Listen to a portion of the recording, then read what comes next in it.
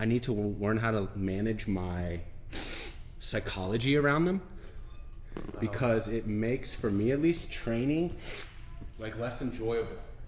Like I get too serious about it. It's like I can't miss. I gotta go. Yeah, I have to go every day. Again, I get like days like yesterday. I guess I had to just leave for work because one of the girls got sick. But all day long, I'm like, fuck, I ain't gonna train. And it's like I wouldn't feel like that if I didn't have a competition coming up. I'd just be like, oh, whatever, I'll go tomorrow. Yeah, I mean, like it depends how far out from a fight I am. If I'm like a month out, then I'm like, it's like, okay, I can miss, whatever. But if I'm like a little closer, like 2 weeks, maybe like 3 weeks out, I can't miss it. Especially just the weight thing. That's why, mainly. I just have to sweat. I have to do something. So what weight are you fighting at? Or do you want to fight at? The first two I did at 155, but this next one I'm gonna do 145. Okay. Yeah. And if I can't make 45, then I just have to put on some more muscle and then stay at 55. So nothing too serious, What do you walk around at? About like 168, 170. Hello, Ellen. Hola. Hola. Obiseo. Anya. Okay, Matthew Westerman. When and where were you born? I was born here in California. In LA? I think at Cedar Sinai, so Beverly Hills area. Okay. But lived here until I was about 6 months, and then moved to Virginia with my mom and dad until I was about 3. So, what part of Virginia? I think northern part. We were near DC. Yeah, we were pretty close to DC. My mom said we used to always like drive up just for the day, so had to be pretty close. Yeah. I feel like. What do your parents do? My mom's a personal trainer, and then my dad CPA. Oh, okay. Why'd you move to DC? Or to Virginia? Just my dad's job. Oh. Okay. And at the time, my mom was just a stay-at-home mom. I wonder if I lived in Arlington, maybe. No, that's like super close to DC. That's like basically DC. Anyway. I told someone the name of it like 2 weeks ago, and I cannot remember. And then at age 3, you moved back to Burbank. Back to Burbank. Yep. And you've lived in Burbank since 3. Yeah, since then. Okay. When were you born? What year?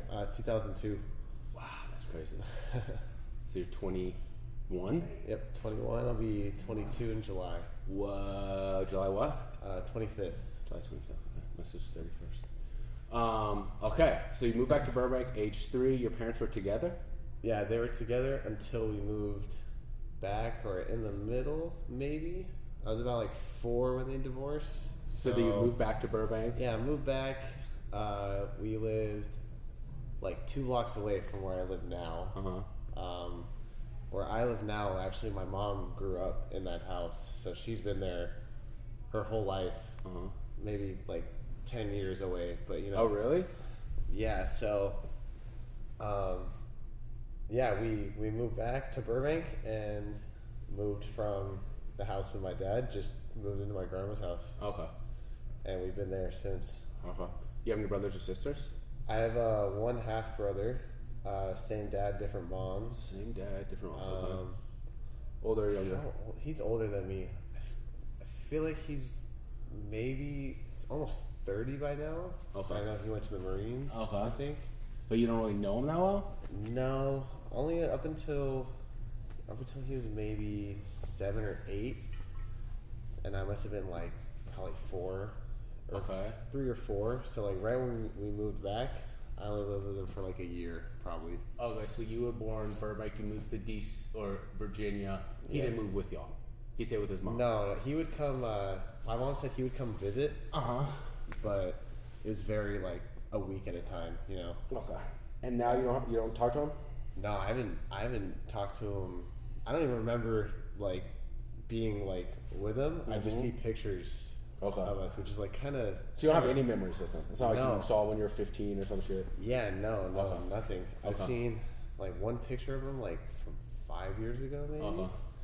His mom's a little off the deep end. So, dude, I have a very similar story actually. I have 3 siblings from my dad's first marriage that are all older, 2 brothers and a sister who all grew up in Louisiana, and I grew up in Atlanta. And I know them and I have a relationship with them, but they're more like cousins. Yeah. But a similar thing. Their mom was like literally institutionalized in like a mental hospital basically their entire lives. Oh wow. I think she kind of lost her shit, and then my dad met my mom. Okay. And then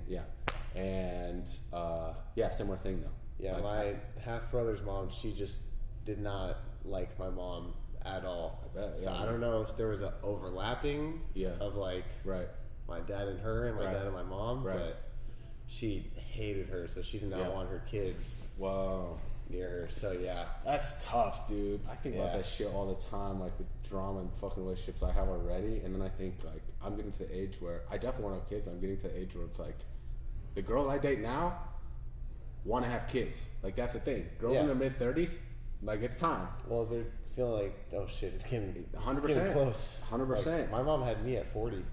I mean, I'm trying to push as long as possible. Yeah, which is like pretty rare nowadays, I feel like. Yeah, dude, I don't know. In LA, I meet people all the time. Really? Yeah, in LA, I meet a lot of people. But anyway, I always think about that, dude. Like, get your shit together with your relationships now, because as soon as kids are in the equation, you have you always want to be with the mother of your child. But if things will go well, then they have another relationship. Like then things get really dramatic. So yeah, it gets also like very weird. I know, and awkward. But people who do it, man. There's also like inspirational, mature people who are able to handle the adult shit. And so I feel like that's like half and half. Half and half. Well, that's the thing. That's why I asked about like your parents, even because dude, half of marriages get divorced. Yeah. So it's like a real thing you need to be prepared for. Like life is complicated. Yeah, my parents divorced because so when my mom met my dad, he was 15 years clean from alcohol. Oh shit, okay. And so then when I was 5 and he got that big job in Virginia, that's when he started to drink again. He relapsed off. Fuck. Yeah, because it was a crazy, from what she was telling me, it was like a way higher stress job than out here. Right. He's like, out here he was still making good money, but they offered him like, he could not say no to Virginia. So fucking once he got out there, like a year in, she said, then she's like, he's like, he's complete 180. Yeah. Dude, that's interesting because I actually moved from DC to LA in 2020, right before COVID. And it's 2 totally different mentalities. Ironically, like, I thought DC was way too liberal, and that was one of the reasons I wanted to leave, and then moved to LA, and I was like, oh, fuck. I mean, here, I feel like here in the gym is like one of the only places. Well, yeah, martial arts gyms is different because people have yeah. I mean, well, in my opinion, people have just a mentality around like self-reliance, and individualism, and like hard work and work ethic, and that affects your political mentality. Yeah. Rather than like giving things away. Totally. X, Y, and Z. Yeah. Also, I mean, there's a lot of law enforcement here, so you know, and when all the shit was going down, it's like, you know, I train with these guys. It's like I know they're, you know, these are nice guys. Like, not every, you know what I mean? Yeah, and also like COVID. Yeah. This is a bunch of martial artists whose, you know, lives revolve around being in this gym, and all of a sudden the government comes in and takes that away from you. That's fucking, to me, that's evil shit. I'm very happy we stayed open the whole time. I've been here the whole time, so yeah, it definitely helped. If I wasn't here, I'd probably, I mean, it's not like I'd be doing like hard drugs or anything, but I wouldn't be this far into my like martial arts career. I'd probably still be playing basketball. Right. Or trying to, at least, like at a park, which is kind Right. of worthless. You know? Yeah, man. I mean, you're on a much more intense and like powerful journey martial arts wise than I am, but on a lesser scale, me too, man. I would be fucking at 24 Hour Fitness lifting weights or whatever by myself, you know. I don't know, maybe CrossFit or something, you know. So yeah, it's a really cool place. But back to what you were saying about your dad.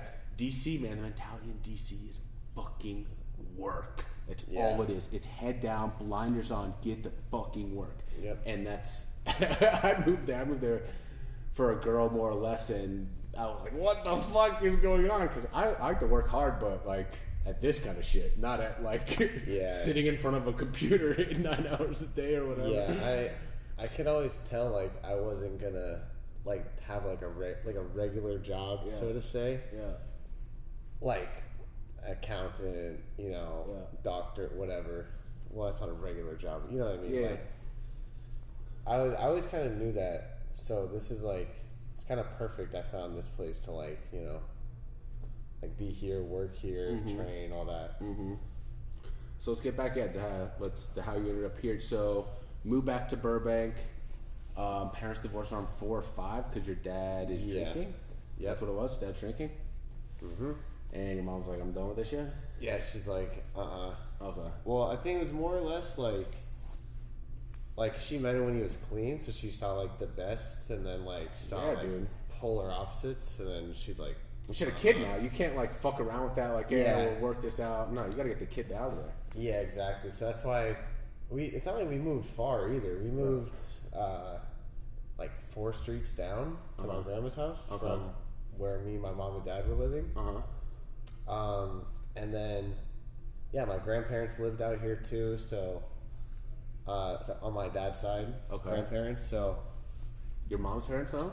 My mom's parents lived 4 blocks away. Oh, okay. And then my dad's parents lived in like Westlake or something.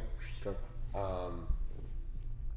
But yeah, so it kind of just, I don't know, made sense for my mom just to like call it. They never really like filed, but they were just like separated. Right. And then I would just see him on and off. So nothing regular. It wasn't like you had a week there, a week here. No, because he, like when they went to court for like custody, he didn't show up. So I guess he was out drinking the night before. So did shit like hit the fan with him? Did he like start spiraling? Yeah, like quick, I guess too, because like I think he probably lost the job in Virginia, and then we moved back to his old job, and then they split, and then from there, like maybe every 3 months I'd see him. Okay. And then as I got older, it got less and less. And then now?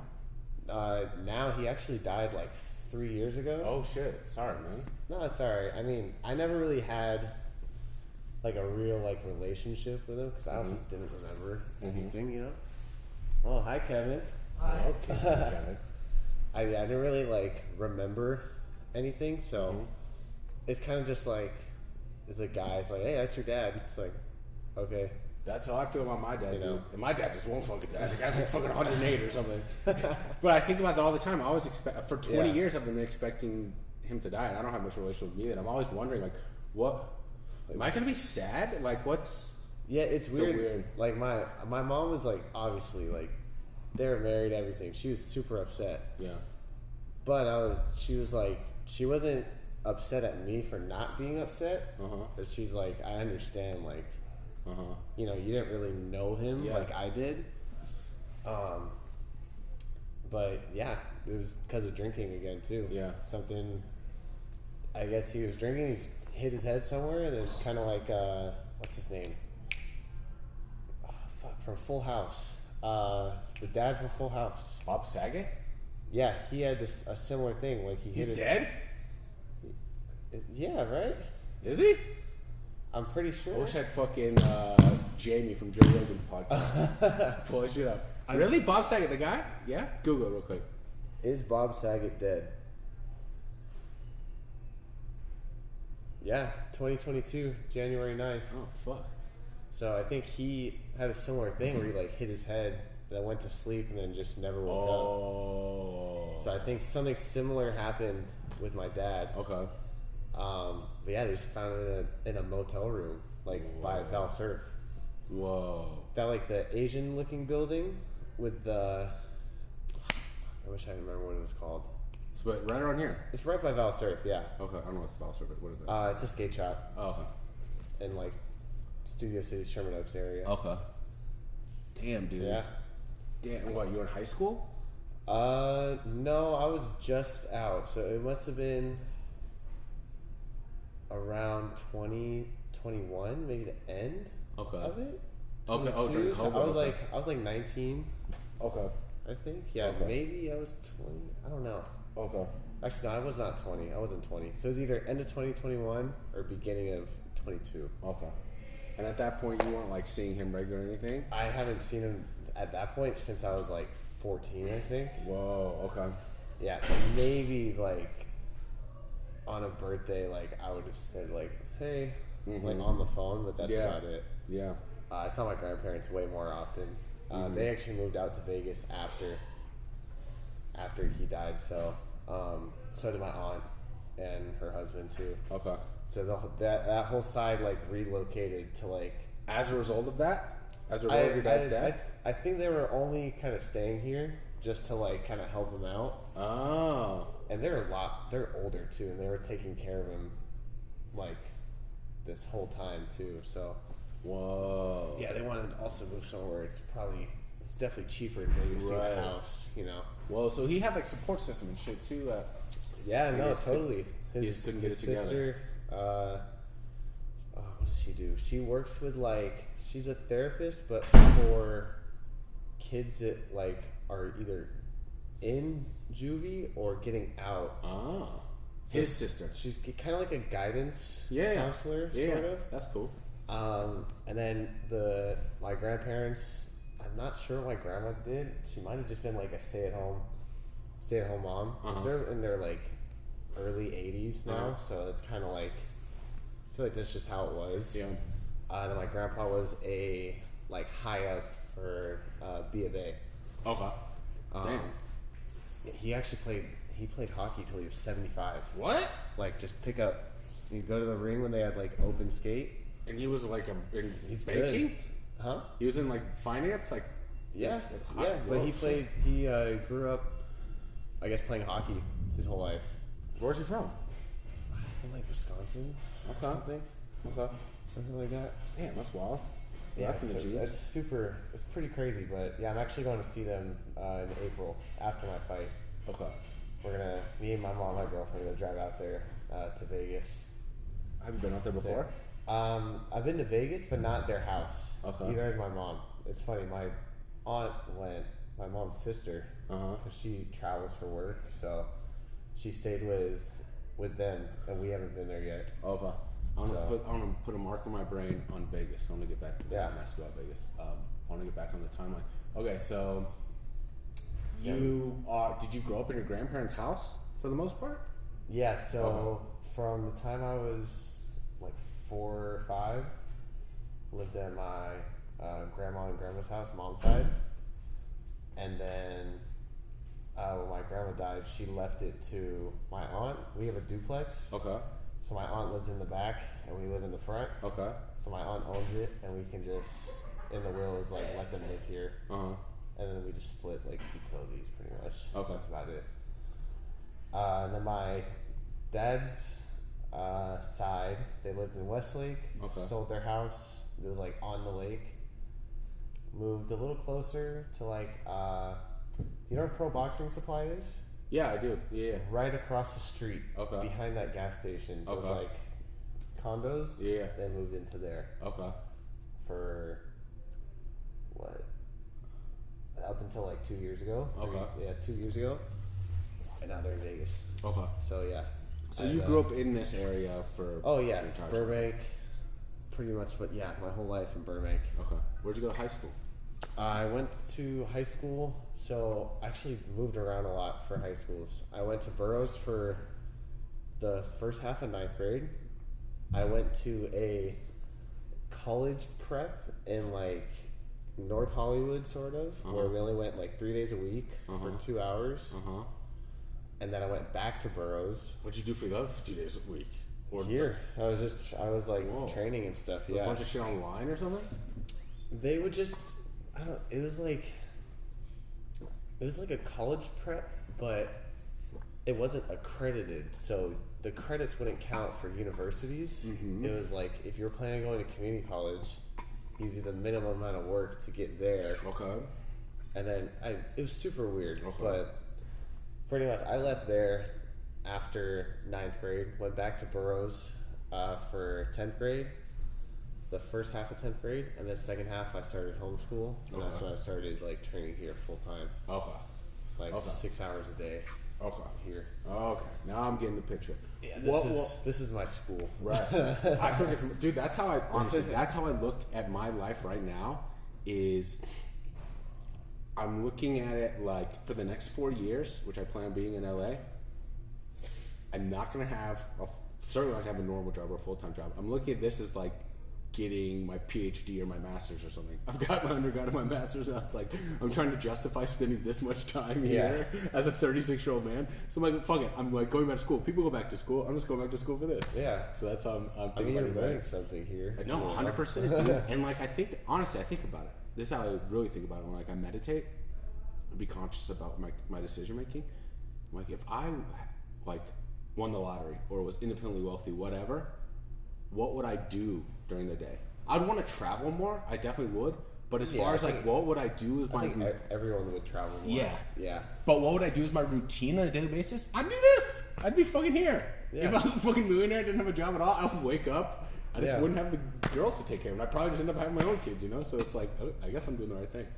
Anyway, when did you actually, I want to ask, what was, when you look back at your childhood, you're raised by a single mom, but you had, sounds like a lot of support, like family. Yeah, so like, I forgot to bring this up earlier. My mom, so from the time I was probably like 7, like, so like for like 3-4-ish years, it was like single mom. And then when I was at like 7, one of her boyfriends was like my father figure, sort of.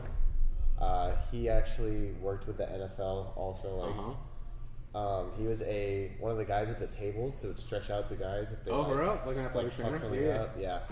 So he still does that. But yeah, he was like the father figure. He was involved. Yeah, up until they broke up when I was like 14, but he moved in next door to us, so he still lives there. So I still see him every day. Yeah. And after they broke up, you still saw him? Yeah, no, they're cool. I think he just wanted to get married, and I was like, I don't want to do that again. Right. So they just couldn't see eye to eye on that. But like, he's still there. Yeah, he's still there. He's still shit. He'll bring us like cases of water randomly. You know, like brings me food all the time. Yeah. So dope. Okay. Yeah, he's been to both of my fights too. That helps. That's a big fucking thing. Yeah, his name's Coach Dan. Okay. Dude, really? Yeah. That's interesting. I didn't want to bring this up really because I don't keep bringing up shit in my own life. This is about you, but there was one. My mom had one boyfriend. He died actually in his sleep, kind of like your dad.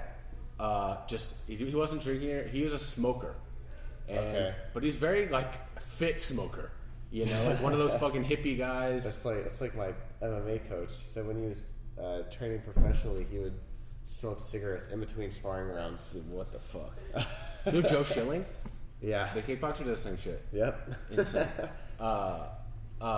Anyway, but he woke up just one day, just didn't wake up. Huh. Yeah. That just happened to my aunt's friend's daughter. She's 18, just didn't wake up. And bro. Yeah, it was too early to tell if it was just like a brain aneurysm or drugs. And I'm like, well, you know, who the fuck knows? But yeah, you don't know. You almost hope it's drugs because it's like less scary for like everyone else. Well, but that shit can happen to anyone at any time.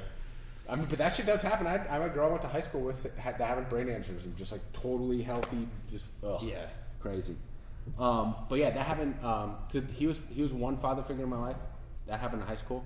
But then another big father figure in my life earlier was Coach Dan, my basketball coach. Seriously, this dude who was my basketball coach around 4th grade. That's the dude who he was from Minnesota.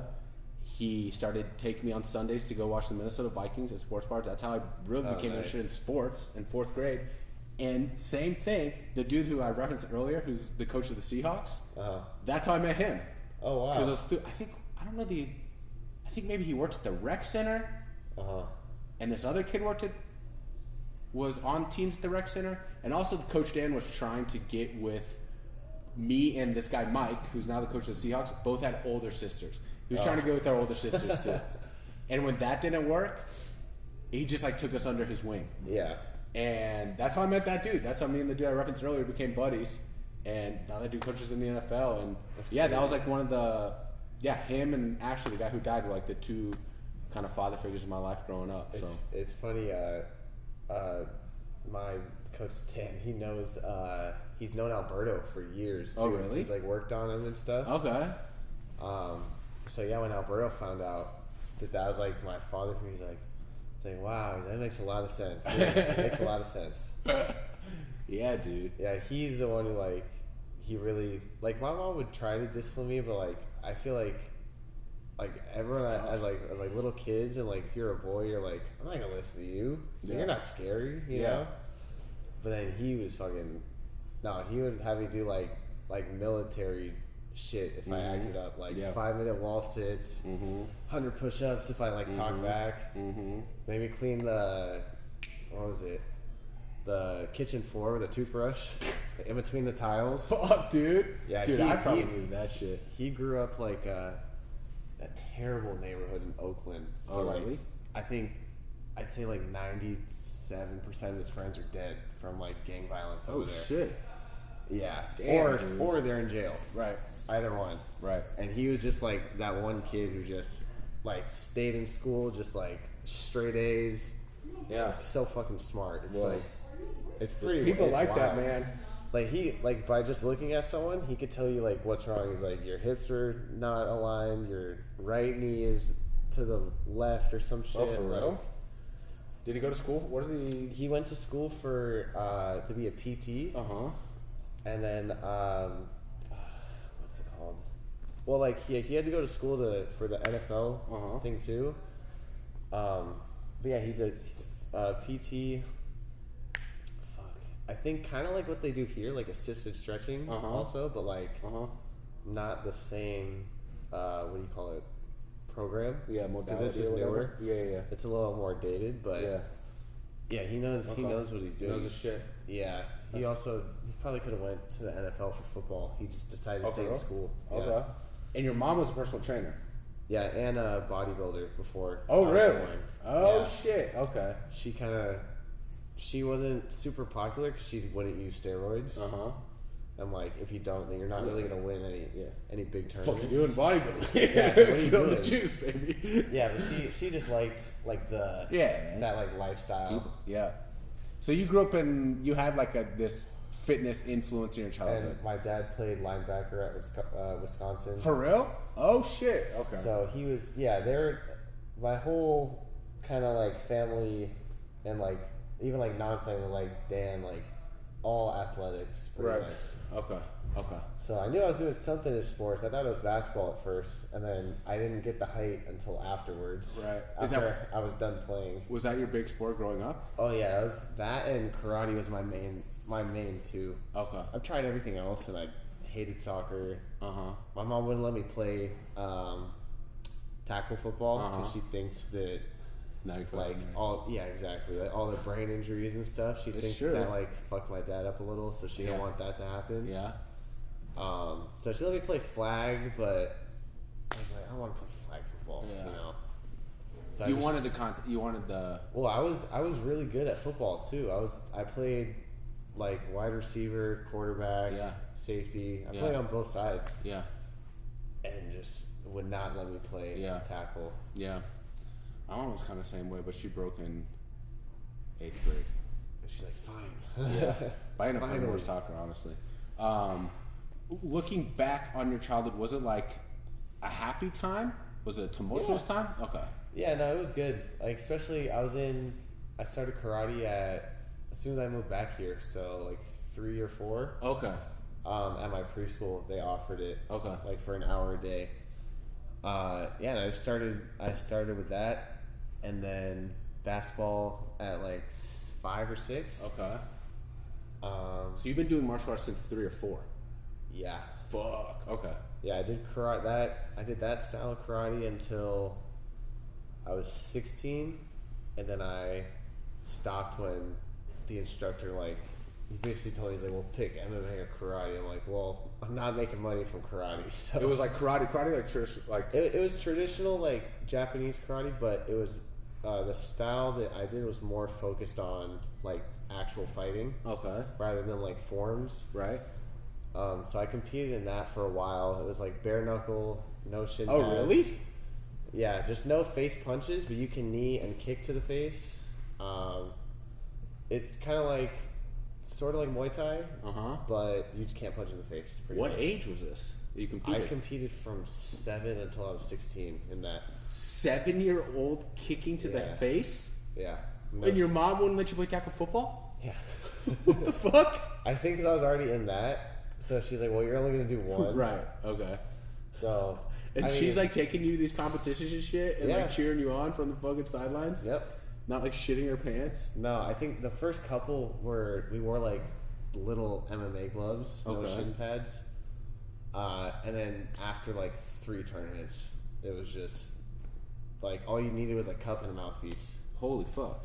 Yeah. Okay. And that was going on all through elementary school, middle school, Yeah, high school. all through it, yeah. So like I would go to school sometimes and I was still playing basketball. So like whether, I don't know, because we'd also break a whole ton of boards and bricks at karate. So like sometimes it hurt to like play basketball. Right. Coach would be like, why do your hands hurt so Why much? aren't you using your hands? And I'm like, I broke a brick yesterday with my punch. He's like, what? I'm like, just don't worry about it. I'll shoot the ball. Don't worry. That's why I kind of... Yeah, it's crazy. That is my main thing, though, for a long time. Yeah, but getting back to what your karate coach was saying, I mean, not just MMA and karate, but like, man, with sports these days, it's fucked up. But like, if you want to excel, you really do right around that age, sometimes a lot earlier, have to pick one. I faced that decision right around the same time with soccer or football. Yeah. It's like, you can't be fucking... It was an easy decision, too, though, because like he... Like, towards the end of my time there, he could see I was getting really, like, I could be, like, they didn't really have, like, professional karate, but, like, there's, like, shows you can go to and make, like, appearances if you win enough tournaments. So I did one point sparring tournament, which isn't full contact. It's like, you just gotta just touch him and you score. I did one of those, and I ended up beating a guy who was ranked, like, in the world. Oh, shit. So I took his ranking at, like, I think it was top 15 or something. How old were you? I was 15. Okay. So this is, like, the last year I was training at that gym. And he started, like, promoting on the gym, like, oh, we have a top 15 rank. and then I'm like, yeah, but I don't want to do this. I also don't compete. I'm like, I don't compete in that. See bands and Crocs, boy. Yeah. And I was like, I don't compete in that. So like, I asked him, like, why are you like promoting this? He's like, well, you're ranked. You're ranked in the world. What's up? Do you want to come in here? No. And yeah, he was just trying to mooch stuff. Trying to mooch up me being there, right? You know, having me teach classes. Oh shit! So I didn't have to pay membership. Just a whole bunch of stuff. And so when he told me, he's like, "Well, you got to pick." He was saying that as like an ultimatum. Yeah, he's like, "Were you training MMA at the time?" I was training. Actually, I just started. I was a month in with my coach. I was like 3 months in here. Okay. So there was like 2 months where I only did jiu-jitsu, Muay Thai, and then like karate. Okay. The karate gym is actually like literally across the street. They closed during COVID, but across from Big Five, the little white building. Okay. It was right there. Okay. I was there for 13 years, pretty much. Okay. Oh shit. And this place was here for. Yeah, this is here. I've tried classes here when I was 8 and 10. Okay. And I just didn't like it because. It wasn't karate. That, and it was like they put me with the advanced class because it was a Gracie Baja before, so they asked me if I have any martial arts experience. Yeah. And we said yes. And like how many years? At the time, it was like 10. I was like 7 years, and they're like, okay, you're with the advanced class. And I got fucked up. Jiu-jitsu. Yeah, Okay. I got like lit up by like kids that have been training like for Right. 3 years already. Yeah. So they're like blue belt level, Right. you know? Yeah. So I'm like, I don't like that. Yeah. So then at 15 when I started training here, he gave me like the ultimatum. He's like, well, you either train there or you train here. I'm like, I'm going to go over there. Like, Yeah. that's actually real. Right. I'm like, were you realizing that at the time? Like, were you aware of that? Or? It was also like, it's not like that wasn't real because like I've gotten in Right. fights like with just knowing karate. And Right. Still, Yeah, it's real. It's won. punching and kicking. Yeah, it's just not the realest. It's incomplete. Or yeah, it is. Like now, if you boxed and did that, it's Muay Thai Right. without the clinch. Like it's literally Muay Thai. Right. They teach elbows, all that stuff. But yeah, I told him I'm like this isn't gonna help me for MMA, and also like I'm not gonna make money off this unless I open up my own karate school, which I don't want to do. Right. I do not want to do that. Right. And at this point, you're entering high school, so you're starting to think about like. Well, yeah, this is when I just started. I just started homeschool, so I was here a lot. So I'd be here 3 hours in the morning, and then I would go train karate for an hour, and then come here 2 more hours at night. Holy shit. So I was training 6 hours a day, 5 here, 1 there. I don't think he liked that. Right. And I stopped teaching classes there too. Right. And what were you thinking as a teenager, as a high schooler, about? Were you just like, this is just what I do? Were you thinking professionally? Were you thinking college? Was your mom asking you these questions? So when I was in homeschool, I was dual enrolled at PCC. Mm-hmm. So I have like a year and a half of like college done. Mm-hmm. I think the credits are still good for like 2 more years maybe. Mm-hmm. Not gonna use them though. But yeah. So I was kind of still in school, but I also told my teacher like, I'm not trying to like get a regular job, so like just give me enough work so if I complete it, I get C's, and that's it. I do not care about getting A's and B's. Like it does not matter. She put this as my PE, and she was cool with it. She understood. Yeah, no, she was cool with it. She's like, no, I understand. She's like, that's why we're like this. Like that's why there's homeschool, because there's like people that don't like fit into like the regular school system. I'm like, yeah, I completely don't. And yeah, so she would give me enough work. It was like probably 2 hours of work a week, and that was it. So I was just full-time training. Sundays was my like homework day. I'd get it done in like an hour and a half, 2 hours. Do you think that Savan has followed you? Because isn't he kind of doing the same thing? No, This is Alberto's son. Yeah, I think he's just in a regular homeschool. I was in like a charter homeschool. Okay. So but like, I wonder if they saw you and were like, "Oh, we could. This is an maybe." option. But no, he was in. Oh no, he's in middle school. It was public school still. Yeah, but I mean, because honestly, that's what I would want. Because also before this was revived, this was a tutoring center. Oh, and really? Like a homeschool like hub. Oh, really? Okay. And that's where the 2 girls and Savan were going. Okay. And then the girls, they're like, we want to go back to like school with our friends. And he was like, well, I like this. So they kind of just kept him in it. Okay. Wait, do they have 2? Those are his sisters? Yeah. Okay. Serenade and Sona. Oh. Yeah, Serenade's the one she's wrestling in high school now. She actually got 3rd place in state as a freshman, which is like very, very difficult. She's like going against seniors who are like competing for scholarships. And okay. It's funny because I asked her, I was like, do you even want to go to college to wrestle? She's like, eh. No. And she's like beating the shit out of these girls that are like, that's like their way to college. Whoa, that's cool. Yeah. Wow. How long has she been doing that? Just wrestling? Like, I mean, since the school year started, she's a freshman. Okay. She did a little bit before with, Astamir. Okay. But just jiu-jitsu her whole life, pretty much. Oh, dope. That's awesome. Yeah, see the girls wrestling team in here, training in here. That's badass. Yeah. That's super badass. Okay, so you're... is it around the time that this dude at the karate school is asking you... like to pick... to make a decision? You're thinking, at that point, it sounds like you're like all in on martial arts. Yeah. Yeah, no, I wrote in my his 5th grade yearbook. It said, I think in like 10 or 15 years, I'm going to be a professional MMA fighter and a police officer. Don't really want to do the police thing now. Maybe after I'm done fighting.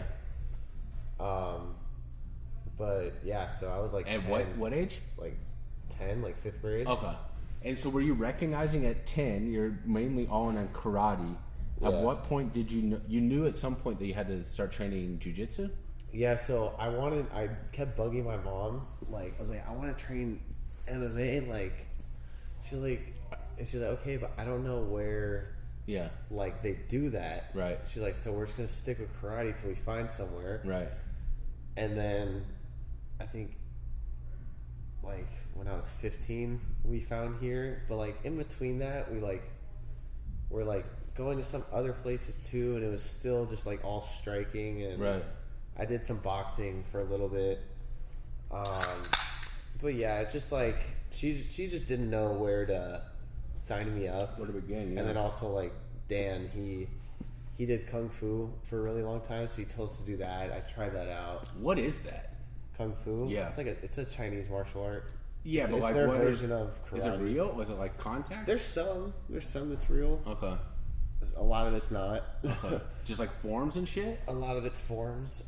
There's some that is like, it's like Wing Chun is a form of Kung Fu. But yeah, I don't know. It's just, the style I did was all forms. The class I tried, all forms. It was bullshit. It didn't work. And then, yeah, so kind of from like 10 to 12, we like really looked. And then from like 12 to 15, we were just like, I'm like, you know what, it's probably easier like when you're an adult, like to find this. So I'm like, I'll just wait till I'm like 18. I'll like find somewhere to go, you know? And then, when they stopped being a Gracie Baja here, it was like 2013, I think, or 14. And I only tried classes here when it was a Gracie Baja, so we thought this was a completely different thing. Right. When I was 15, and we came in, we're like, oh, this is the same place. It's just rebranded now. Right. And so then I tried it, and I was like, oh yeah, I like this. Okay. I did what did I do? I did Joey's class was my first like trial class at 6:30 p.m. And then the next day I did Muay Thai with Andy. You do in these adult classes? Yeah, so I never went to teens program. Okay. They had the teens classes, but they never put me in it because I wasn't even that big. It's just like I think the day I came, there was something where like they just put me with the adults. So, you know what? They do that now, though, right? It might have been because I wanted to do Muay Thai, and they didn't have teens Muay Thai at the time. You're also probably pretty good at Muay Thai from the jump, right? Yeah, it was just keeping my hands up a little higher. Yeah. That's about it. Yeah. Yeah. Jiu-jitsu was a... Jiu-jitsu, I kind of picked up on it pretty quick, honestly. Like, we did some self-defense stuff in karate, like, if someone is mounted on you, like the knee, like, in their butt, like, hug their arms and roll them over. Yeah. That's, like, the most we got to. Right. But, yeah, I picked it up pretty quick, especially when I started training with my MMA coach. I was, like, 2 months into jiu-jitsu, already in advanced class. So... Is it the same dude you're training with now? Yeah, same one, yeah. He's, like, a father figure now, too. Okay. But yeah, I started with him at 15 and a half. Okay. So I've been with him for... Before you came here? Or like right around the same time? Like 2 months after I was here. Okay. So, because I could kind of tell like, we're not learning some of the stuff that like I see in fights. Right. There is a disconnect between... Because here we have Muay Thai classes. Yeah. Jiu-jitsu classes. I was like, I need it together. Yes. there is a gap. We are missing something here to bridge the gap if you want to fight MMA. Yeah. You do need to add something else. 100%. Yeah. So my mom knew him from, like, they worked out at Gold's Gym together. And she knew him when he was fighting. And I knew that he had kids. His kids actually were in the same karate school as me for a while. So he's kind of known me my whole life, pretty much. Yeah. I just don't remember him. Yeah. From that young. Yeah. He also was probably way scarier when he was fighting. Right. He still got a scary vibe, a little bit of a scary vibe too. Oh yeah, but when he fought, he like shaved head, like. Oh, for real? Yeah. Also, he's like he covers himself up a lot, but he's got like tattoos and all that. Yeah. So like, yeah, you can tell like he's like an old school MMA. Yeah. If you like just show me a picture of him and be like, all right, you have 5 guesses of what this guy's profession is.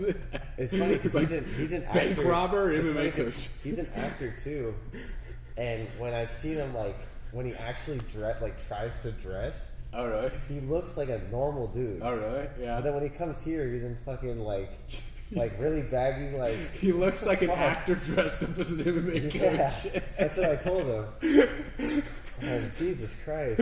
You want to be any more obvious? Like, dude, it really does, dude. He's like the most like grizzled gym MMA dude. Go fuck with this guy. Like she called him up one day. And was like, yeah, my son wants to like train MMA. We're doing jiu-jitsu for like a couple months. He's like, okay, I'll evaluate him and see if like it's worth my time to train him. So it was like a tryout. I felt like I was trying out for like a basketball team. Okay. He put me through like a 2-hour like thing. He kind of just asked me like what I was learning here. And he's like, it's obviously not wrong. It's just like it's not right.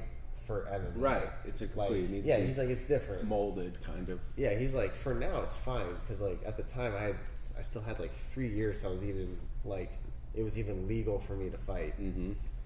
So yeah, he's like after the 2-hour practice, he's like, okay, I'll train you. He's like, but if you don't like give 100%, he's like, I'm just not gonna train you anymore. Right. I'm like, okay, so. You know, fucking the first, I'll say the first 3 years, maybe almost 4. We haven't been training here that much. Maybe the past year we've been training here, like the start of 2023. We were training out of my backyard for 4 years. Oh, shit. Yeah, my mom has a little, like, gym where she trains people, and we put down mats that were, it's maybe from here to like half of this, like there. Okay. That much space. It's like a small bathroom. Yeah, like that's all the space we had.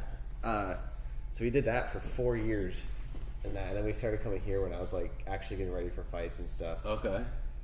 But you were training in the backyard as like your MMA gym. Yeah, literally. And then you were training here. Yep. As well. Yeah, so he would kind of give me stuff to work on, like live here, and I would just do a lot of technique and a lot of the striking also like came from him. He wrestled his whole life in fucking some Midwest state. I don't know where wrestling's huge. It's like wrestling when it's winter and football when it's hot. Like Iowa or some shit? Probably. Nebraska? Yeah, I mean, Iowa or Nebraska, somewhere. He wrestled his whole life from like 4 up until end of high school. Okay.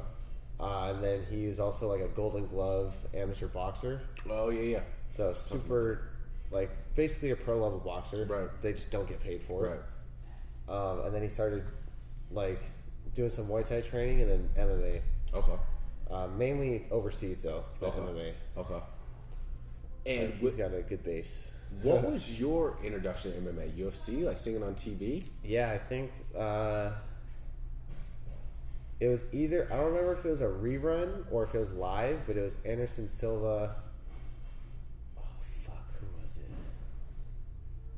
I don't remember. It was Anderson Silva versus some tall white dude.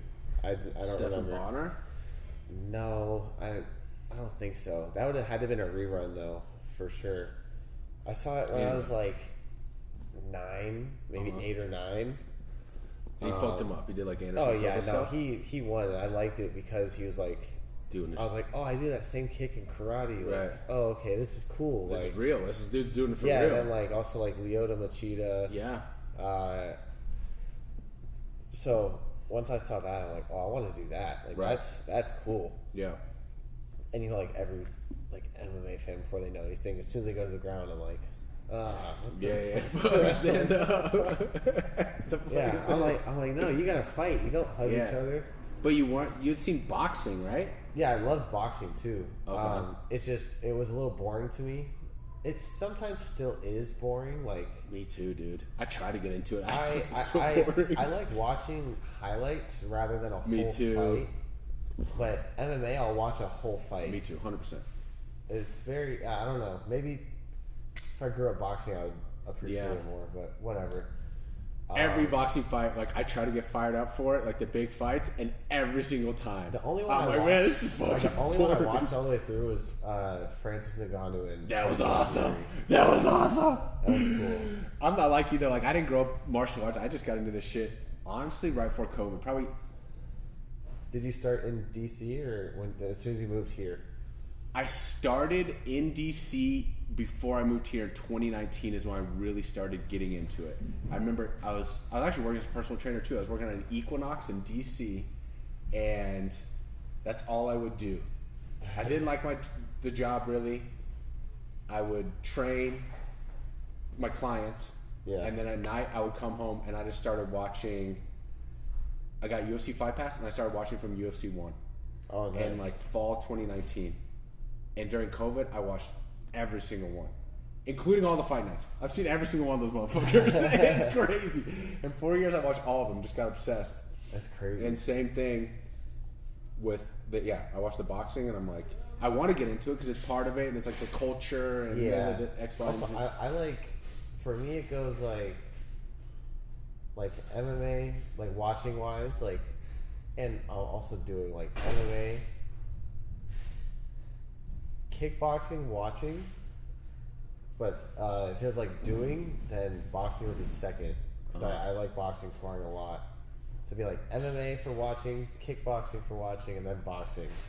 If it was like sparring or like doing it, it'd be MMA, boxing, kickboxing. Do you ever watch jiu-jitsu? The super fights and stuff, sort of. Like what? What's it? Like Gordon Ryan and like Craig Jones. I'll watch them, but it's not tough. really. It's tough. I'll watch like combat jiu-jitsu. That's pretty cool. I'd be interested in doing that. Yeah, that's cool. I like karate combat. It's nice too. Yeah. I count that as kickboxing though.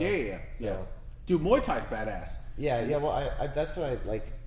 I kind of count that too as kickboxing. Like anything where you can punch and kick, but there's no takedowns. Dude, the one Muay Thai with the 4-ounce glove with the MMA gloves. That's wild. That shit's badass. Yeah, that shit's crazy.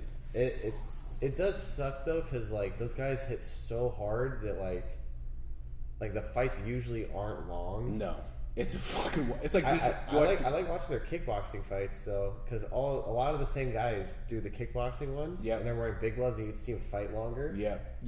With the 4-ounce gloves, it's just it gets wild. It's like as soon as one guy lands clean, he pretty like 75% of the time they're gonna win the fight. Yeah, in the next round or by decision, just because the other guy doesn't want to get cracked again. Yeah, you watch BKFC?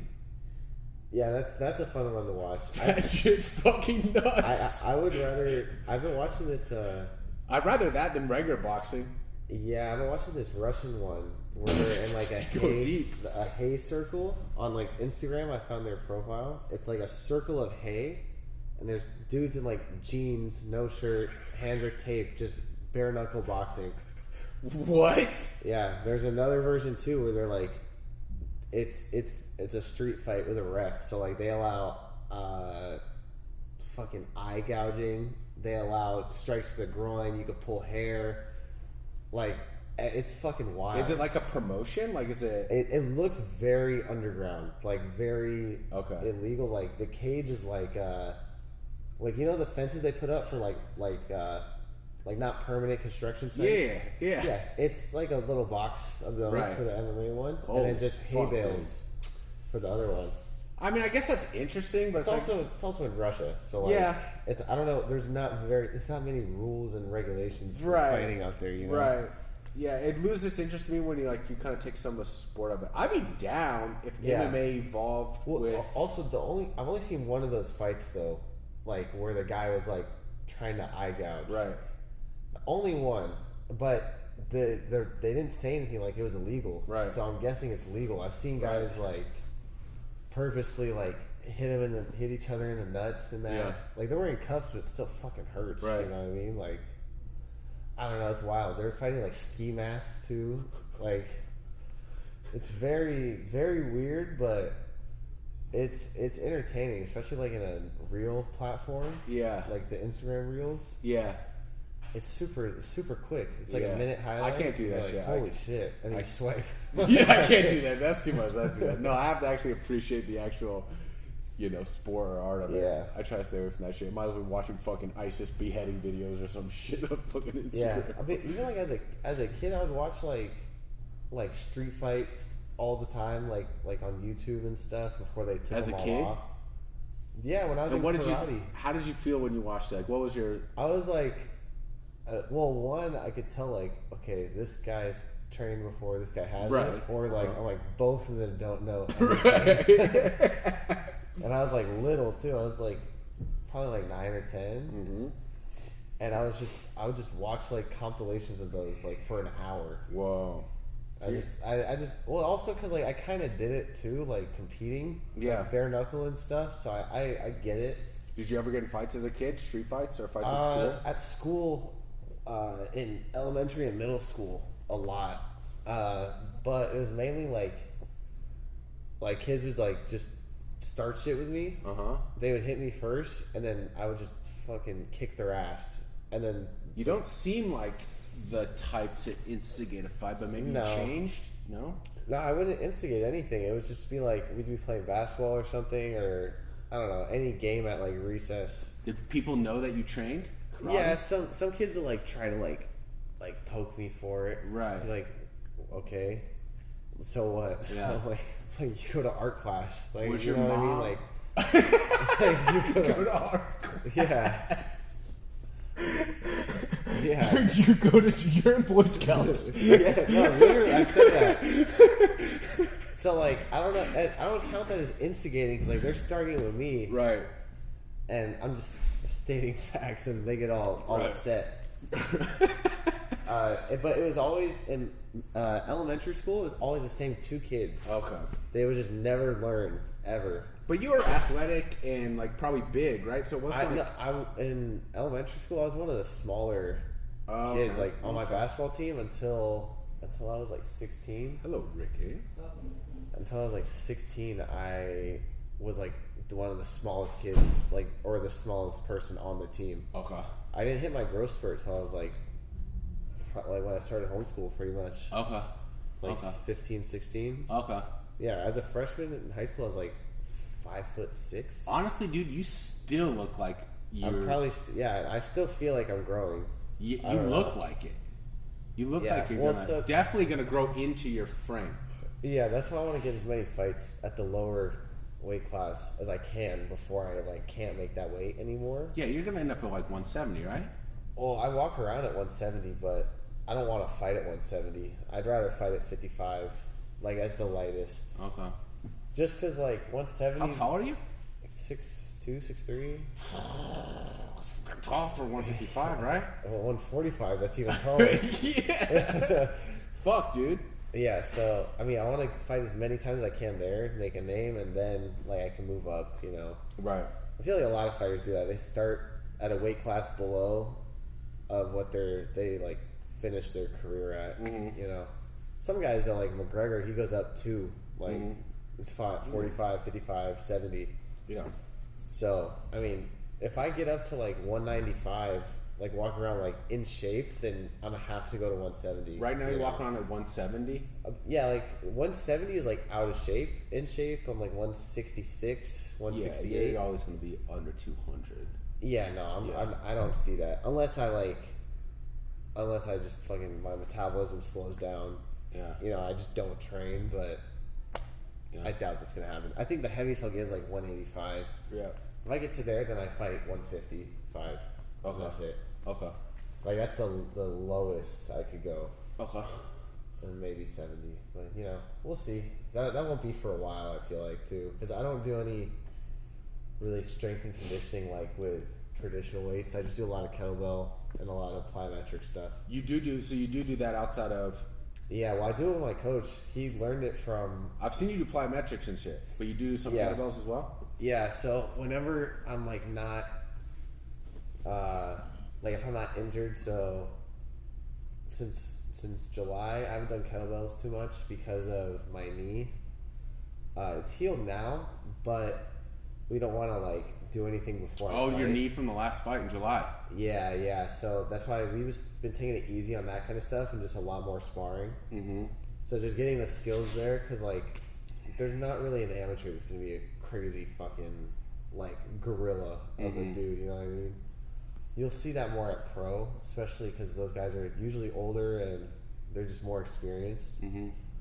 And they've just been training longer, so they're a lot stronger. But amateur, like, I'm good for now, you know.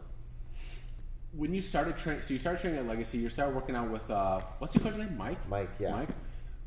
You started working with Mike, you're doing Legacy Muay Thai and Jiu Jitsu, you're homeschooling, when did you start coaching here? When I was 18, so right after I got my blue belt. Okay. They had there's two girls Eric coached for, probably like 8 years. Mm-hmm. And they would help with the kids' classes. And so that whole family moved to Arizona because I like started COVID. Mm-hmm. And the dad had like a business. It just made sense for them too. So they moved and they lost 2 kids coaches. So I told Erica one day, I'm like, hey, like, if you need anyone, like, to help, like I can help, because I was working in the office at the time. So I would just throw a gi on for, like, 2 hours, like, Mondays and Wednesdays, and just help them out, and then go back to working in the office. And, like, I've known, like, I have traveled with her and that family, like, to go compete in, like, Arizona before and stuff, and, like, San Diego, so... you know, she knew I wasn't just trying to like work here just for a free membership. Right. You know, like there's obviously it's nice to get a free membership, but there's some people that like they're like way newer and they're like, hey, like how could I not pay the membership here and like get paid to work here? Yeah. But anyways, so after like 3 months of doing that, like volunteering pretty much, they brought me on as a coach, like full time. So I stopped working in the office. Okay. And so when you came here around that time, you're still homeschooling. Your intention, your mindset was MMA. Yeah. Okay. Yeah. And that was stated, like, was that understood by Alberto and the other coaches around here? Like I met Alberto when I was 15, but he didn't remember because he meets so many people. Like, also he hears a lot from like people who are like 15 or like they're teenagers. They're like, oh, I want to fight professional MMA, you know, I want to fight. He's like, very few people actually do it. Well, that's kind of why I asked, because there are very few people, it seems like, in this gym that especially at this gym. Yeah. This isn't... I always tell people that, like, our fighters... Like, 'cause a lot of them come on Sunday to spar. Yeah. They're like, how's the training here? I'm like, it's good. Like, if you have a head coach, like, then it's good, because, like, you have stuff to work on. You can do that here. Because there's, like... We have kind of every range of level. We have like people who like don't really know anything, and then there's like we have good black belts too. A lot of gyms either have one or the other. We have kind of everything, but I was like, but if you're looking to like compete, there's not at least in MMA, like there's not a lot of fighters here. Right. If you want to compete jiu-jitsu, go for it. Yeah. Here, you know, if you want to do Muay Thai, go for it. Yeah. But MMA, like, there's not. Like, I'm pretty much the only fighter here. Totally. So that's why I started the sparring on Sundays, just to get more fighters in and just spar with them and just all that. Yeah. And the morning MMA class, did that come from Alta? Yeah. Okay. Yep. And that started after COVID? When did that start? That started in... That started with... I feel like 2021. Okay. mid, so like July. Okay. And then early, oh wait, no, it didn't. Started 22. Yeah. Yeah, early 2022. With George, Big George, Yep, and Big George, Ellen. Tall George, Khalil. At least those are ones you would know. Maybe Sean. You remember Sean? No. Bigger guy. Yeah, but started with them. Declan also. Yeah. Starcy, his fiance. Started with all them, and then they fought. Well, not Declan and Starcy, but all the other ones fought. And then ever since like that week after they fought, we were like, so like, can we keep this as a class? And Alberto's like, he's like, yeah, sure. Yeah. That's how I came in here. Yeah. Is to Alta Alta is this, just for people listening. Yeah. Alta is like this MMA program that like brings people off the street, like almost like 9-to-5ers or people that haven't competed before, and just like trains them in a quick like MMA boot camp for a fight in like 6 literally. weeks, wasn't it? No, it was 6 months. 6 months, okay. Yeah, because their thought process of it was like their targeted audience was like someone who's done nothing, right? But everyone we got did something before. Oh, really? So like Ellen didn't do martial arts, but she did rock climbing, which translates very well to grappling. Right. You're just climbing another person. Right. Khalil did martial arts his whole life, just like traditional, like kung fu, like some taekwondo stuff. Yeah. Declan, he said in Scotland, in PE instead of like in PE, like there used to be wrestling out here and stuff. He said they did boxing. So, so everyone in Scotland knew a little something. Fuck. Because up until high school, you were in PE. Right. You were just boxing in PE. But like, just like mitts and stuff. You still know how to throw a punch. Right, 100%, yeah. Starcy did some like, it's some like cardio kickboxing, I think. Okay. They explained it. I don't know. But Tall George boxed for like 6 years before that. Okay. Sean played football. And Georgie, like, he also like trained some boxing like by himself. So like everyone knew a little something. Yeah. They just didn't have any grappling. Right. Like zero. Right. I wouldn't say zero. Khalil had a little bit from before, but still, relatively zero. Yeah. And we started that with Edson and me, and his daughter Vivi would come in sometimes. And then eventually Kevin started coming in. Flex was coming in for a little bit. Do you know Flex? Mm-mm. Oh, you don't really train at night, huh? Mm-mm. Okay, he's like an I don't know if he's an ex-professional breakdancer, but he's a professional breakdancer, and he's a brown belt jiu-jitsu. Mm-hmm. But he fought MMA also. He trained out of King's. Some amateur fights. So yeah, he was there too in the morning. And yeah, we just started training, and then me and Kevin took it over the last 2 months when Edson had to leave. And then that was that.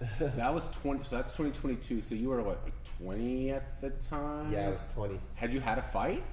No, they actually all fought before I got to. Really? Yeah. Okay. They fought a month before I did. They fought January 7th. I fought February 25th. Okay. So you're here. You're homeschool. You graduate high school through homeschool. You're training here, coaching here. You're here all the time. Yeah. And the intention from the jump when you started here was MMA, but you can only legally do that when you're what, 18? Yeah.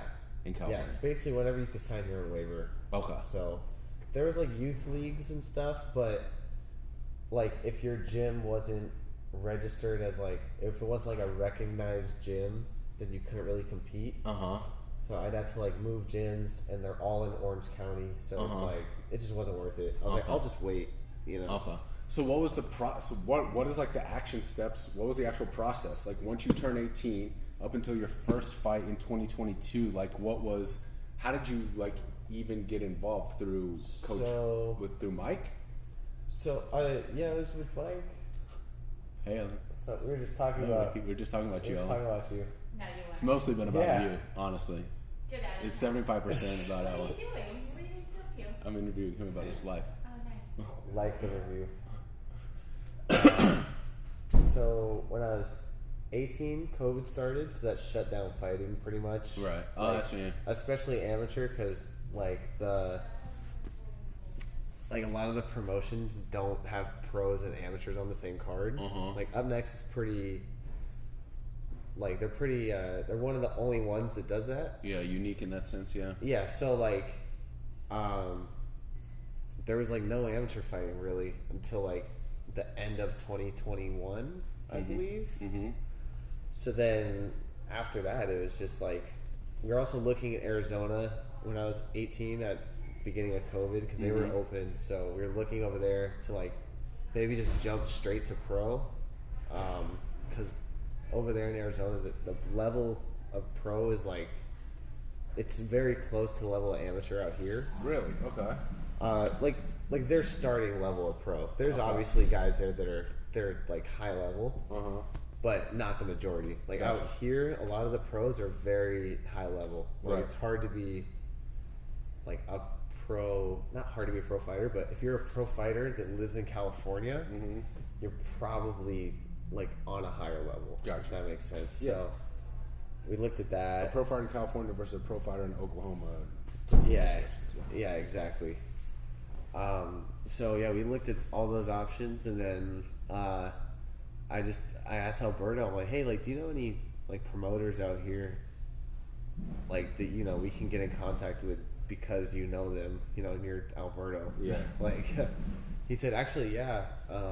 His friend like just started Up Next. Okay. He was with Lights Out before. Him and the other guy had a falling out, so he made his own thing. This dude started Up Next post-COVID? Yeah, their first event was October, it was May, I think, of 2022. May of 22. Oh shit! So right before y'all started the MMA program here. Yeah, we're right around the same time. Yep. Yeah. And this is Up Next Fighting, UNF. Yes. And I've been to two of their events, and that's like that's not what I was expecting. It was much better than I was expecting. Honestly, I was expecting some backyard shit. Well, a lot of the amateur promotions are like that. Yeah. Honestly, they're not like backyard shit. There is some like that, but the ones where a majority of fighters fight, they're not backyard. But it's like it's not the same level. That's why I always tell everyone, like, I feel like Up Next has the best amateur fighters in California. You can't say they have the best pros because, like, there's Cage Warriors. Cage Warriors is here. There's UFC has events here. Bellator, all that shit. But like for local wise, they probably have the best pros. Yeah. And amateurs. And dude, their amateur show is, it's professionally done. Yeah. Like it starts the production, the presentation, the announcing, camera work, pay-per-view. It's all, I was like, holy fuck, this is just like a little mini UFC. I went to a Bellator show. I've been to two Bellator shows. Honestly, UNF is better run than Bellator. It's just obviously a smaller scale. Yeah, it's just literally shrunken down. Yeah. That's it. Yeah. So yeah, when I asked Alberto, he put me in contact with the pro matchmaker, and then he said, well, to fight pro in California, you need at least one amateur fight. So he put us in contact with the amateur matchmaker, and then he found me a fight. Well, actually, didn't find me a fight at first. This is in 2022. Okay. I was supposed to fight October 2022. It took all the way till February 25th because we kept having opponents pull out and then not want to fight. So pretty much how I stayed like in contact with Up Next was me and Ellen would actually go help staff their events. So like we would work we'd work either like the corners, making sure no one went in there that wasn't supposed to be in there. We deal with like fighter check-in, weigh-ins, all that stuff. So I was working with them before I was fighting. So that's why we're like, me and like the whole staff there are pretty close. So they're, they take care of me when I fight pretty much. But so like that's how it started. And then February I fought with them. February you fought with them. I met you at that point. Was Khalil on that card? No, he did. He did the May card. Wait, May? Yeah, he did the May card. And you were not on that card. You No. were in his. Where were you? You were in his corner. I was in his corner. Okay, that's right. Okay, And then that's the one I went to. Yeah, and then he fought also. On the card you fought on when you hurt your knee. Yes. Okay. I wasn't in his corner for that. He fought right before I walked out. Yes. Yeah. Okay, that's I remember. Okay, so that February one I wasn't at. Your February 24th fight. No. I think you were coming to the classes. I was coming to the MMA classes. I remember Maybe for like a week or two at that point. Yeah. It was like, yeah. It was I towards hadn't the done end of my anything. camp. I'd been to one jiu-jitsu school by my house in Eagle Rock. I'd just been watching UFC. I was like, I have to do this shit. When I moved to LA, I found a jiu-jitsu place in my neighborhood. COVID hit. Yeah. I didn't know. Shut down? Everything shut down. But like, I mean, It moved. They're It's closed called now? Total Jiu-Jitsu. Total? It was right in Eagle Rock. It was right next to my house. Like this perfect giant. It's still the biggest place I've ever seen jiu-jitsu was. Yeah. It's like a factory. It's like, this place is fucking great. I went to one free class. COVID hit. Then remember there was like a 2-week period in this first summer of COVID where everything opened up and then it shut back down. Yeah. I went to another class. Then it shut right back down. I paid. I joined. I paid the membership. It shut right back down. So then it was nothing. I got a grappling dummy. I started doing Gracie University online. Shit opened back up. I went to a place in my neighborhood, Eagle Rock Jiu-Jitsu or something, for like a couple weeks, and they wouldn't let me roll. They let me drill, and then when it was time to roll, they would make me do like shrimping on the sidelines. It's very weird. It was weird. Yeah. So then I mean, like, when people come to my fundamental classes, their first class, like, I'll ask them, be like, hey, like, do you want to roll? Or, like, I'll be like, do you want to roll, like, an upper belt? Or do you want to just watch today and, like, I can show you stuff? Yeah. And almost every time, they're like, no, I want to roll. I want to roll. Yeah. It's very weird they wouldn't let you. Yeah. Anyway, there was more to it. But, yeah, for me, it was like, dude, this is my time. Like, the time I was working full time, I had the baby all day long. I was going during her nap, and I bring the camera. I was like, dude, I have an hour and a half a day to get my workouts and shit in. I can't be out here drilling and fucking doing trips to the side. Like, I need to get a fucking workout in. Yeah. Anyway, so that's when I was like, fuck jiu-jitsu. I'm a true MMA. I was just in this mindset of like, fuck jiu-jitsu. Like, I want to fight. I don't want to fight. I didn't want to fight, but like, I needed something more. So I was like, let me look into if there's MMA classes in the area. Found Alta. I called up Alta. They told me about Legacy. The dude from Alta was like, I'm not sure if they're still doing Alta, but I know this was after. This was winter 2022 going into 2023. So they were probably just getting ready for their fight. Right. Like in their fight camp. Yeah. Sorta. Okay. And the dude told me he knew y'all, and he's like, I know they're having MMA class there now. So he's like, how about you he's like, honestly, I would just suggest joining Legacy, forget Alta, and just join Legacy. We're supposed to do another cycle. They just haven't called us yet. Yeah. So anyway, we're just waiting for them to tell us they want us to do another cycle, and we're down to do it. But so I came here, started doing MMA classes before I even started doing jiu-jitsu. And I started sparring with y'all, doing all that. And then I realized I was walking around the rest of the day. I kind of liked it though. But I'd be walking around with the girls at the playground with like kind of like a headache. And it kind of felt good, but I was like, dude, I need to just take a step back. And so then I started doing jiu-jitsu and Muay Thai, and here we are. So you've done now the February 25th fight. Yep. July fight. You've had 3 fights. No, I had only 2. The 2? Yeah. Oh, because one you cornered. Okay. So 2 fights. Yep. And what's the outlook going forward now? What are the next fights? I think this is probably my last amateur fight, and then after that, I'm probably gonna go pro. I don't know when that pro fight would be. Probably like, I want to say summer, maybe. Do you have to win? I mean, like it would help, but like, what's the decision making process there? Is that just on you? So like, we talked with the promoters. The amateur promoter said like, he's like, well, let's get like 2 more, and then like go pro after that. He's like, obviously, like you can't lose both of them. You know what I mean? But you know, if something happened, like say I fought again and I got hurt, like that shit happens, or like if an opponent you know, I don't know, just anything that's like out of my control, pretty much. He's like, we understand. But yeah, so pretty much they said 2 more. I was supposed to do January. Guy pulled out. They couldn't find me anyone else. So now we're like still in discussion. So in my head, it's 1 more because I was ready to fight in January, and that was out of my control. Like the guy pulled out. They couldn't really find me a replacement. I had the flu also. I was gonna fight with the flu, and I told them that. They're like, just wait. So I think 1 more. I would hope so. And then, you know, then go pro after that. Probably like summer, end of summer maybe. Okay. And is there any difference logistically other than money? You get paid, right? That's pro? Yeah, you get paid. So amateur, you can have sponsors. You can get commission from tickets, but the promotion cannot pay you to fight. Okay. So like the promotion can sponsor you. I think. I don't know. Okay. They can maybe sponsor you, but they can't like pay you to fight. Okay. Pro, all the same stuff. You just get paid to fight. Okay.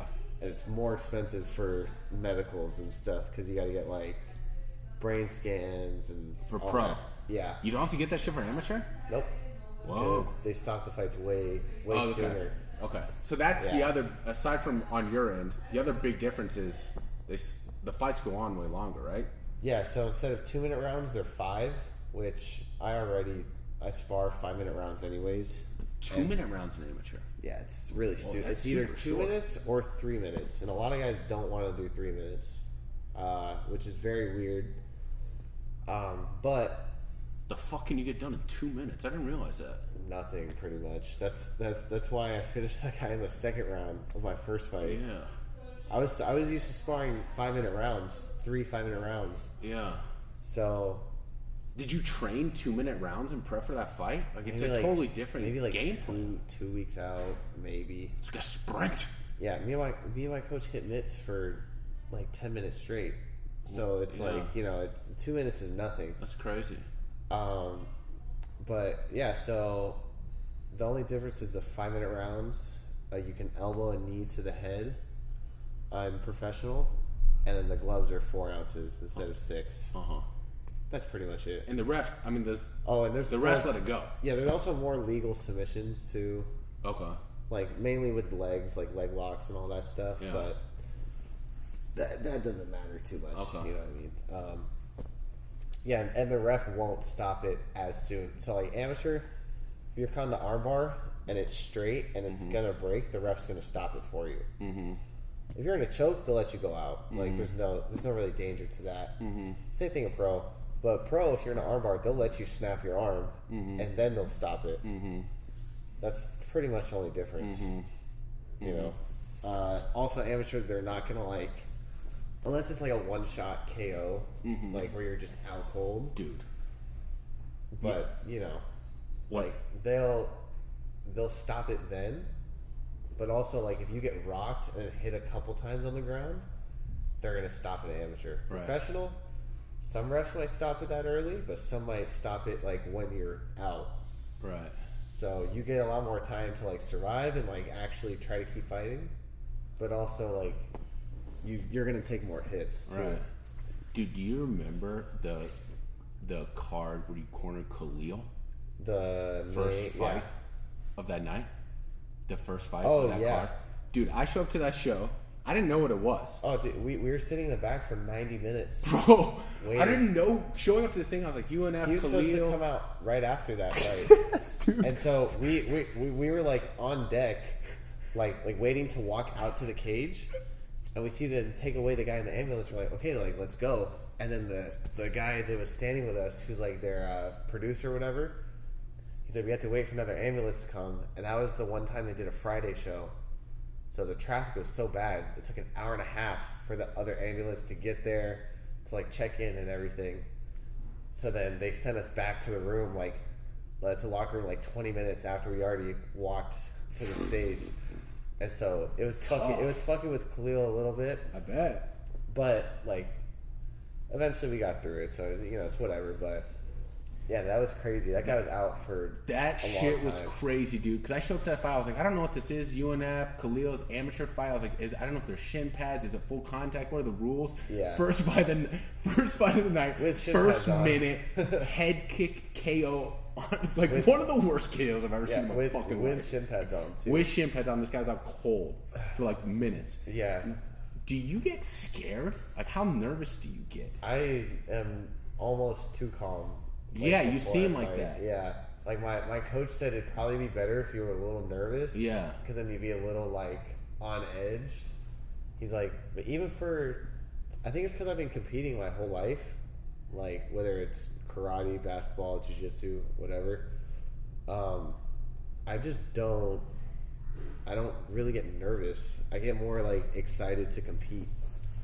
Yeah. It's not a nervous feeling. And when I was little, like when I was smaller, it definitely was nerves, like butterflies. But now it's like I don't really get that. I get more nervous for the weigh-ins, like because once I make weight, I'm like, okay, like I know how to fight. It's Right. like, I just have to make weight. That's Right. it. Like the night before, you don't have any trouble sleeping? Nope. No? Nope. The day of, when you're sitting back there in the locker room? No, not No? really. You're no. chill? Yeah, I'm just chill. I'm just hanging out like this. That's it, and just getting my hands wrapped.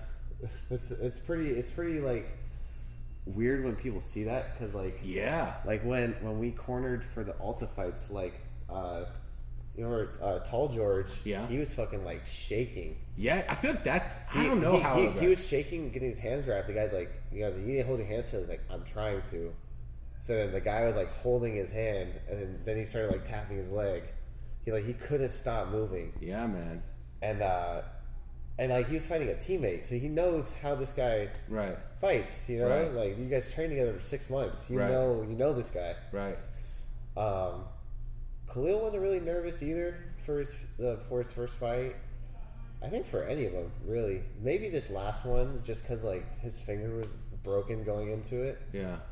But like, yeah, I don't know. Like there is some guys who like I've seen like they have multiple fights, like 8 fights, and they're in the locker room like shitting bricks. They're like, oh, fuck, they're like, and they're because you got this. You got. They're like, That's right, because there's other dudes in the locker room with you. and then they're like, oh, shit. They're like sitting like in their chair, like they're like, fuck, and then they call their name, and they're like, okay, and they like just get out. And then, That's so crazy to me, and then they end up winning. Yeah. It's like, why the fuck were you nervous? Does that fuck with you when you see a dude like that? No. No, I just think I'm like, that means they're not like confident In their skills. in their skills or their preparation or whatever. Yeah. Like me, I could have no fight camp and still go into a fight. I feel like just like no emotion, like Yeah. like whatever. It's just another competition. That's Right. it. Yeah. Even jiu-jitsu tournaments, I'll see people shitting bricks. I'm like, oh, this is nothing. Yeah. Like, I got more nervous for basketball tournaments because I didn't want to fuck up and then have everyone else be like Right. It's pissed different. at me or right. like That's we lose true. because of me. That's true. It's a team sport. Yeah, so like I don't know. I feel like if you lose in like a jiu-jitsu tournament, like wrestling, kickboxing, whatever, Yeah. it's just you and another guy in there. So if you fuck up, then you're the only one losing. You're not Right. you're not making the whole team pay for Right. it. You know. But there's physical jiu-jitsu is whatever. But in MMA, there's physical consequences. Yeah. You could break an arm. You get Yeah. knocked out. Are you afraid of getting knocked out? That would No, of all honestly, not really. Because like I've like in the fight in July, and then he touched gloves with me.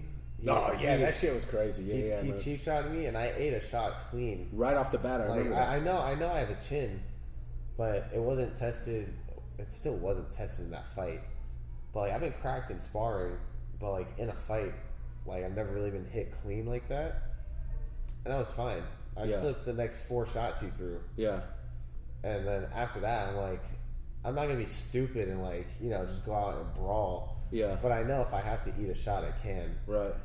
And my coach said the same thing too. From like the first time he seen me spar, he's like, "Oh, you can take a shot. Yeah. Like, that's good." Like, he's like, "Just don't take too many." Yeah. Like, Do you have? I know you're young and like you're just in the prime. You're just in like not close to the prime. You're just in the very beginning of this career. I hate to even put this in your head, but this is part of my fascination with fighters. Do you have anything in your head where it's like, if this happens, if I take this amount of damage, I'm done? I mean, no. I think it's more of like, well, like obviously, like if I get knocked out multiple times in a row, like yeah, then it's like, okay, you gotta take like a year off. Yeah. In between fights, like you can't, like Yeah. you know, like even sparring, like 6 months off of sparring, nothing, just jiu-jitsu or whatever. Yeah. You know, but I don't really see anything like that unless there's like something like catastrophic, like fucking like a leg break or something. Like I think that's probably one of the only things like that would like make me say like, oh, okay, it's getting close, you know? Yeah. Like Anderson Silva's, he didn't fight that long after he snapped his leg. Yeah. You know, no, I wouldn't be concerned. Like, what do you want to do after fighting? Have you thought about that at all? I mean, after like I could like I said, maybe police or having a gym. It just depends. Okay. I feel like what age I am. If I'm like, say I fight till I'm like 38. Like hopefully like I can make it to like 40 fighting. Then yeah, probably have a gym or at least like still be teaching like jiu-jitsu or MMA, you know, or be a part of someone's like fight camp, like part of their coaching staff, whatever, you know, something like that. Do you want to have kids? Do you want to have a family? Eventually, but not anytime soon. Right. But that is on the radar in your life. Yeah, eventually. Okay. Eventually. Okay. I think like probably like 5 to 10 years. Okay. Oh damn, well, that's relatively soon. Yeah, it's younger than me. Well, yeah, I get. Well, no. So by the time I'm 28, yeah, my girlfriend's a year younger than me. So if you're still with the same girl, yeah, it'll have to be. Yeah, she'll be like 27. I'll be like 28. Yeah, around then. Yeah, but hopefully I'm like 5 years into fighting pro by then. Yeah. So, or 6. What does she do? Or what does she want to do? She's a model. Oh, actually. really? Yeah, she just got signed by One LA. Okay. And yeah, so she's been going to shoots and stuff. She just got signed though, so no like big, nothing big yet. She sent in photos for like MLB Korea or something. Okay. So that's like the biggest one she's got so far. Okay. But yeah, she's been trying to do that since the start of COVID. Also, Okay. Yeah, it's just finally like panning out. Y'all meet in. We met when I was what? I was 16, so I was already training. Or no, I was 17 when we met. Actually, Okay. I met in 2020.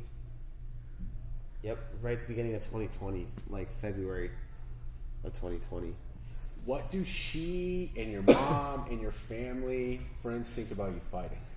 My mom, she likes it, but also she doesn't like it at the same time. Yeah. She obviously doesn't like seeing me like getting hit and stuff in the cage, but she knows like she likes it because I like it. Yeah, you find your passion. Every parent wants that for their kid. And then my girlfriend, she likes it. She gets like super like anxious like when there's fights coming up. I bet. But she likes to go to the fights if I'm not fighting. So like the last January one where I was supposed to fight, and then the guy pulled out. We still went and watched. We watched Khalil. She was like, "That's way more enjoyable than like going to your fights." Yeah. I'm like, yeah, I know it is. Dude, I hated it. Dude, I barely knew y'all at that point. Yeah. I still kind of barely know y'all. And I was fucking nervous wreck at y'all stuff. I didn't enjoy it at all. I was like, why the fuck did I come to this? Yeah, fuck this. And I left. Right after, at both events, right after y'all fought, I left. Like, I'm out of here. I don't even want to be here for the rest of these fucking fights. I'm done. No, it's funny, like, I don't know. I like going to see people, like, that I know compete. Because, like... Fighting's different, though, dude. No. Like, my friend Yassine, I cornered him in Bakersfield in October. He... You know, I've been helping him with his grappling and stuff for almost a year now.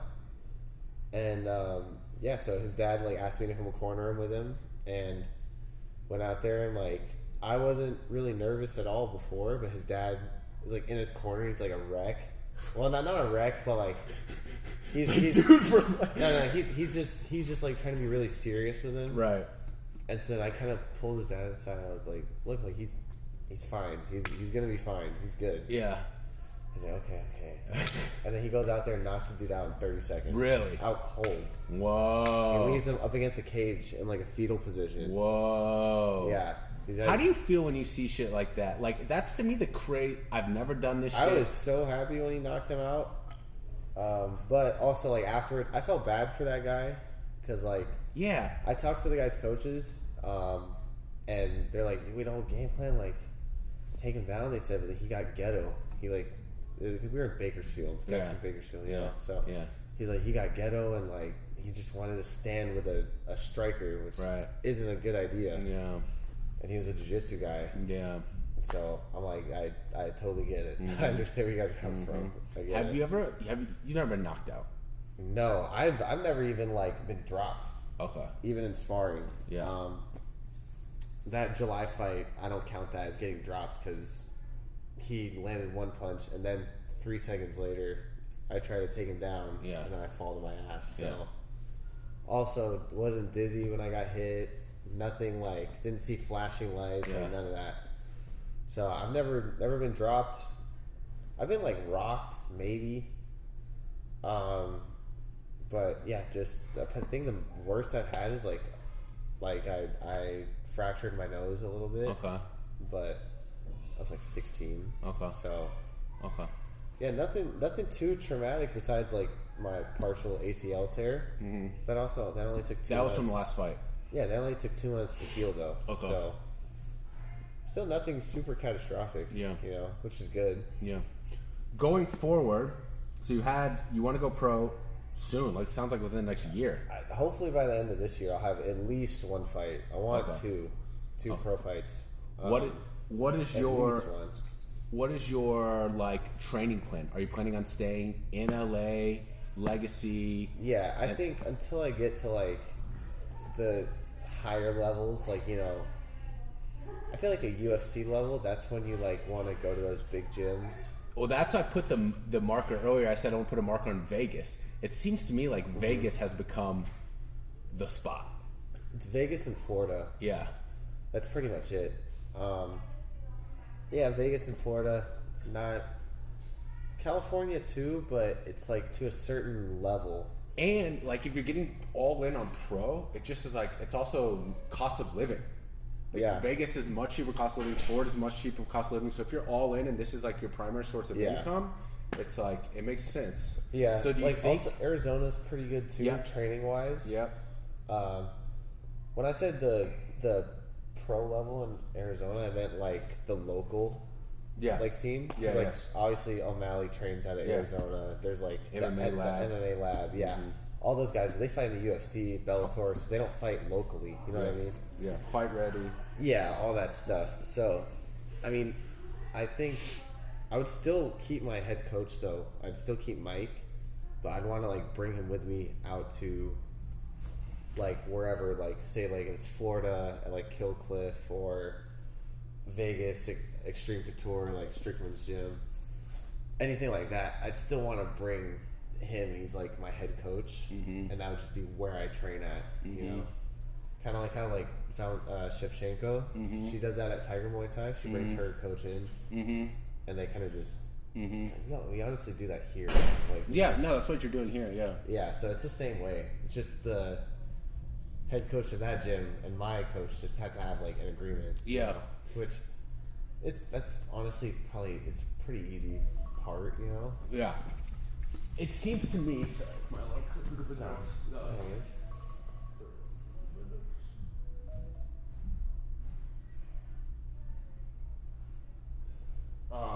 It just seems to me the single most important factor would be training partners.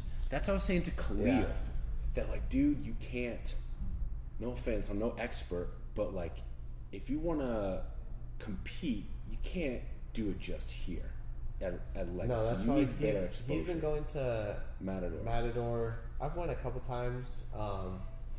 I just can't go consistently enough because that's usually the times me and my coach train. Mm-hmm. So I'm not going to give up training with him to go train over there.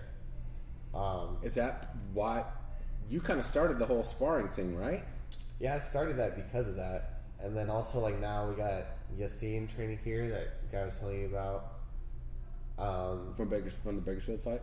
Okay. Yeah, he's been training here for, well, since before that October fight. And, like, only here with me and my coach for the past, like, couple weeks. He's been training with us, too. But, yeah, mainly on Sundays is when, like, I'll work all week on, like, skills and stuff with my coach. And, like, we'll spar, me and him, sometimes, too. And, like, do, like, live wrestling rolls and stuff. But Sundays is when, like, I can actually, like, train with people. And whenever I go to Matador and whatnot. Okay. But if my schedule is more open, like, I could be going to Orange County probably, like, every other day. Because that's where the big MMA gyms are, right? Yeah, like, CMMA. Also, like, the guy who runs CMMA, he's one of, like, the people at Up Next, too. So I've worked with him a lot already. He told me I can go, and I just haven't. I don't have time. Their practices don't match up. Practices from 12 to 2, and I got to be here at 3 to teach. So it's like by the time I get here, it's 3. And that's before I go home, shower, eat, get my gi, and then come. So it just doesn't work. I also wouldn't want to leave the training there early, because then I'm like I don't know. I don't want to be that guy that's like, dude. Early, so. It's a crazy little hustle. I'm just trying to do it just for myself, for my own edification. I'm not trying to fight or anything, but like, you know, I have like kind of the same thing, kind of like a part-time job. Pick up the girls, drop them off, and it's like I come here and I try to get at least 2 classes in a day, and like you're packing your stuff, gi, laundry. It's like I've been doing this schedule for the past like 3 months. And I love it, and it's cool, but it's like, what the fuck? I have no social life. Like, every day just goes by, the days go by like this. And it's like, all of a sudden, I'm back, it's like time to go to bed, I've eaten dinner, I gotta pack my gi for tomorrow, pack the gloves. You know, it's cool, but it's like, fuck, man, it fills up your time quick.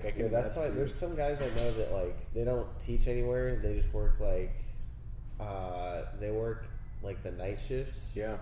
Or something, so they'll, like, go to work, like 5, get off at like midnight, go to bed, wake up, go to training at noon for like 2-3 hours. That works as long as you're getting your sleep. That's the single most important thing. You gotta get your fucking sleep, dude. Well, that's why they'll sleep in late though. So then when I'm like, hey, we got class 7 a.m. here, if you guys want to come, they're like, dude, you get enough sleep? I remember rolling with those MMA classes, dude, in the morning, and you fucking passed the fuck out on the couch. Like, dude, this guy, I don't know if this guy's getting enough sleep. Recently I have, but at the beginning, I would get here way too early. I would get here like 6:15. Yeah, I remember.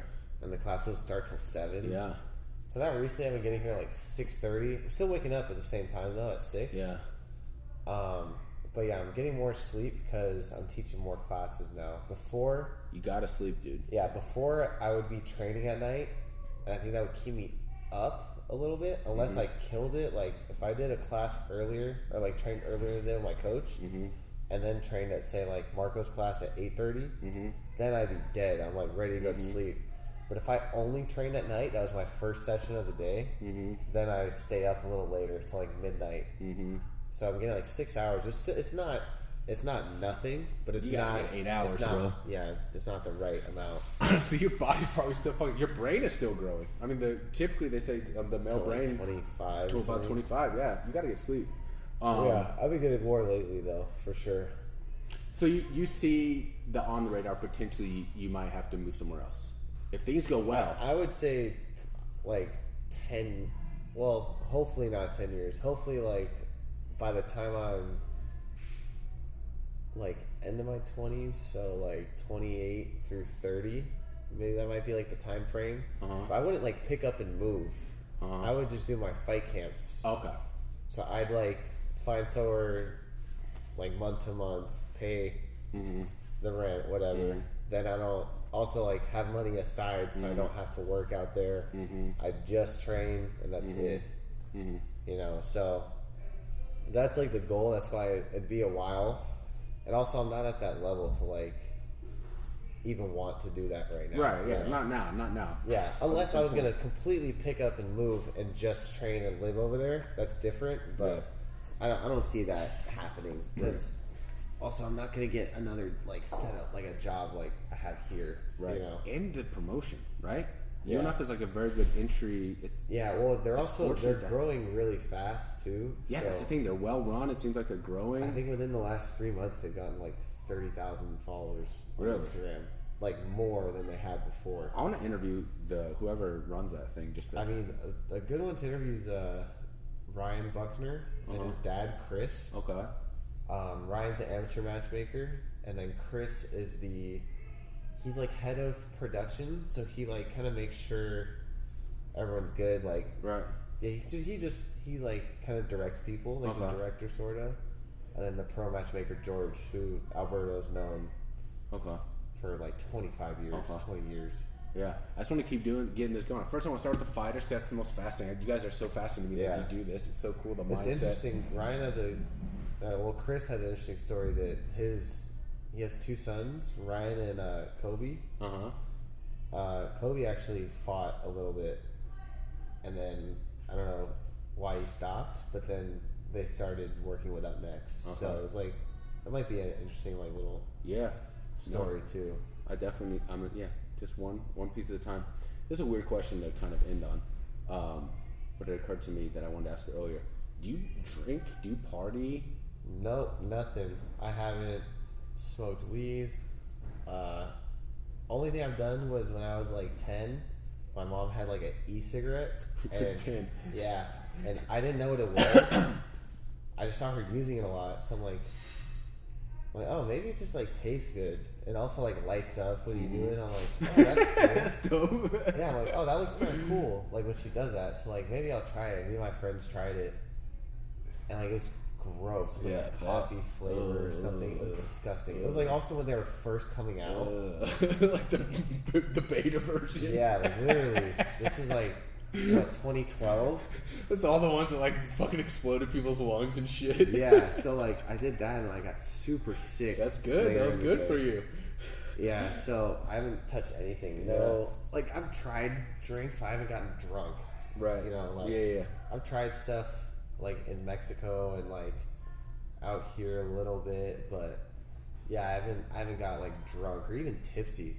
I was like, I've just tried something off of like someone else's drink. Like in Mexico, like my girlfriend got something, so I was like, oh, I'll try it. Yeah. And I'm like, it's all right. It's whatever. Dude, I've done everything. I don't see any interest though. I wouldn't. I mean, I've done the most I could see is like, I've always said this. Like after like if I had like a war of a fight and I'm in fucking pain, like maybe then I'll smoke weed just to like go to bed and like fucking like, you know, be able to like relax. Dude, alcohol. But also maybe not even smoke, probably just an edible. Yeah. Like that's it. Yeah. Dude, alcohol's the fucking devil, man. I asked because of your father's history. Obviously, my dad was the same way. My dad still is horrible alcoholic. It's been a. It's been a.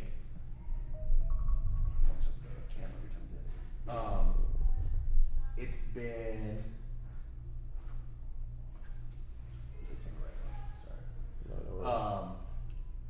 Yeah, it's been a thing all throughout my childhood. Something my mom warned me about. And all growing, you know, I grew up in the South. I went to a big public high school, you know, in suburban Atlanta. So there's all kinds of, you know, plenty of partying and drinking, all that stuff. And all through high school, nothing. It was like kind of an agreement with me and my mom that it's like while you're living in the house. While you live in this house, no sex, no drugs, no drinking. Yeah. And so I respected those rules. My mom did a very good job raising us by herself. But once I got to college, then it was let's go. And I went to University of Georgia, big giant party school, football, great time. And I'm glad I did. But alcohol specifically, dude, there's nothing there.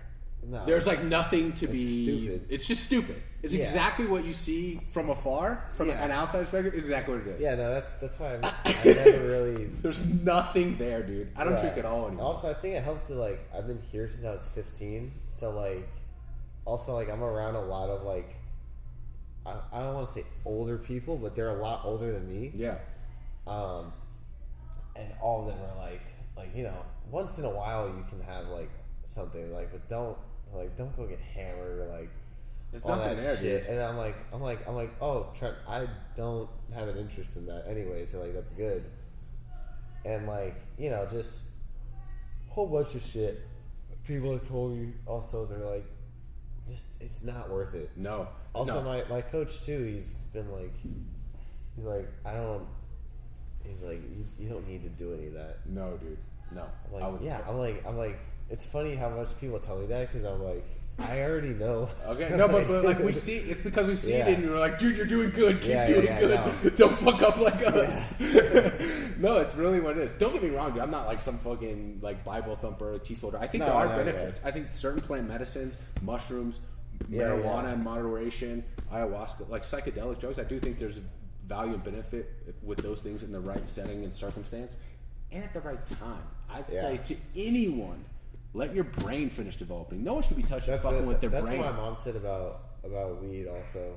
She's like, because a lot of my friends started smoking like 15, 16. Nah. And she's like, I don't care if you smoke.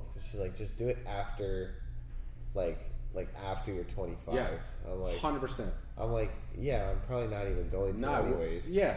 No. But she's like, even like edible, like don't. I'm like, yeah, I'm not going to. I'm good. No. The only thing that interests me is not actual like psychedelic mushrooms, but I saw Gilbert Burns taking this like these droplets before he trained. They come from like lion's mane, mushrooms. Cordyceps, turkey tail. tail. Yeah, and they like apparently like it's kind of like alpha brain, like helps you like focus. Yeah. They all have different shit they do. On it has a mushroom supplement. He had some other brand that comes with like a 5-pack, like the lion's mane, like all those you just said, and then but you're supposed to take them like different times throughout the day. That's the only thing I'm like interested in, but it's also like not even. That's like a supplement at that point. You know what I mean? Dude, there's something going on with mushrooms, all types. Like they're like a life form thing in itself. They're crazy. And then that CBD, like non-psychoactive, that shit does help with inflammation. I've been using that since I was like 12. Oh, you have? Yeah. Okay. Yeah, my mom would always go to the shop and get me. Like, there's this one that was like, it would be like cold. Yeah. When you put it on, it's like icy hot, just cold. That shit really does work. It's crazy. I've been using it so much since I started the last couple months. I used it after my first. I did my first jiu-jitsu tournament a month after training. Yeah. Like after I started training, and my arm popped. I started using the CBD stuff, and within like a week, I could like bend it. It's crazy. It was good. Yeah. It's crazy. I fucked up my toe 2 days ago in practice. I took yesterday off, just covering it with CBD, and it's pretty much good to go. All right, I think that's all I got for you, man.